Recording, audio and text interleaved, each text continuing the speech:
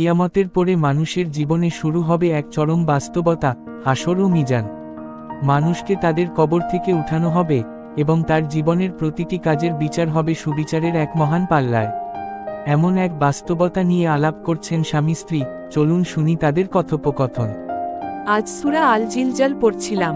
আল্লাহ বলেন, যে ব্যক্তি অনুপরিমাণ সৎকাজ করবে সে তা দেখতে পাবে, আর যে ব্যক্তি অনুপরিমাণ মন্দ কাজ করবে সেও তা দেখতে পাবে। সূরা আল জিলজাল, আয়াত 7 ও 8। হ্যাঁ, এই আয়াত শুনলেই গা শিউরে ওঠে। আল্লাহ আমাদের সামান্য কাজও ছাড়বেন না। হাসরের দিন তো প্রতিটি কাজের হিসাব হবে। হাসরের দিন মানুষকে কবর থেকে উঠিয়ে একত্র করা হবে।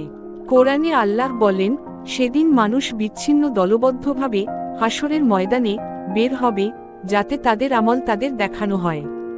সূরা আল জিলজাল, আয়াত 6। এবং তখনই শুরু হবে মিজান, আমল পরিমাপের পালা।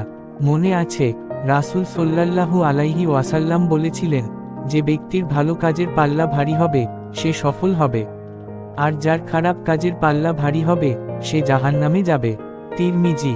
আল্লাহর সুবিচার সত্যিই ভয়াবহ এবং ন্যায্য, কিন্তু তিনি তো রহমানুর রাহিমও। এক ফোঁটা চোখের পানি, এক নিঃশ্বাসে তাওবা, এগুলোও মিজানে ওজনদার হতে পারে।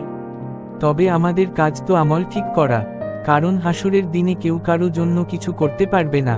কোরআনে আছে, সেদিন কেউ কাউকে উপকার করতে পারবে না এবং সে দিনে সিদ্ধান্ত হবে শুধুই আল্লাহর। সূরা ইনফিতার, আয়াত 19। তুমি কি জানো, রাসূল সাল্লাল্লাহু আলাইহি ওয়াসাল্লাম বলতেন, দুইটি বাক্য আছে যা মুখে হালকা কিন্তু মিজানে ভারী এবং আল্লাহর কাছে প্রিয়, সুবহানাল্লাহি ওয়া বিহামদিহি, সুবহানাল্লাহিল আযীম। বুখারী ও মুসলিম। তাহলে প্রতিদিন কিছু না কিছু বলার অভ্যাস করতে হবে। আল্লাহর জিকির, মানুষের উপকার, ভুলের জন্য ক্ষমা, সবই যেন হাসরের দিনের প্রস্তুতি হয়। আমি চাই, সেদিন যখন সবাই দৌড়াদৌড়ি করবে, আমরা একে অপরকে খুঁজে পাই এবং আমাদের মিজান ভারী হয়, আমাদের একসাথে জান্নাতের পথে হাঁটার যোগ্যতা হয়। আমিন। হে আল্লাহ, আমাদের হিসাব সহজ করো, আমাদের মাফ করো এবং জান্নাত দান করো। আজ থেকেই আমরা একসাথে হাসরের দিনের জন্য প্রস্তুতি নিই।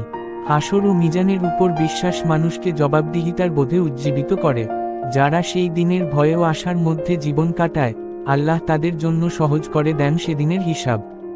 আসুন, আমরাও প্রস্তুত হই সেই চিরন্তন সত্যের জন্য।